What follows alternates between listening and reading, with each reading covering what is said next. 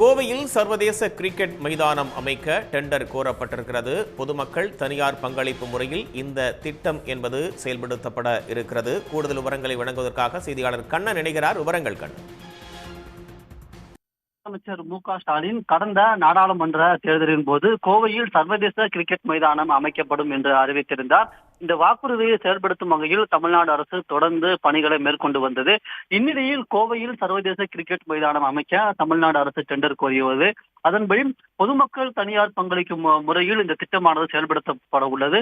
Cricket மைதானத்துடன் இணைந்து வணிக வளாகமும் அமைக்கப்பட உள்ளது. அதன்படி ஒண்டிப்புதூரில் 20 ஏக்கரில் கிரிக்கெட் மைதானமும் 10 ஏக்கரில் வணிக வளாகமும் அமைக்கப்பட உள்ளது. சுமார் 25,000 முதல் 30,000 பேர் அமரும் வகையில் சர்வதேச கிரிக்கெட் மைதானத்தில் படைப்பயிற்சி மேற்கொள்ளும் இடம், உணவகம், உயர்தர இருக்கை வசதி, உட்புற பயிற்சி அரங்கம், வீரர்கள் ஓய்வறை உள்ளிட்ட பல்வேறு வசதிகள் அமைக்கப்பட உள்ளது. இன்னும் 3 வாரத்தில் இதற்கான பணியை மேற்கொள்ளுவர்கள் தேர்வு செய்யப்பட்டு அடுத்த ஆண்டு தொடக்கத்தில் கட்டுமான பணிகள் தொடங்கும் என்று தமிழ்நாடு அரசு சார்பில் தெரிவிக்கப்பட்டுள்ளது.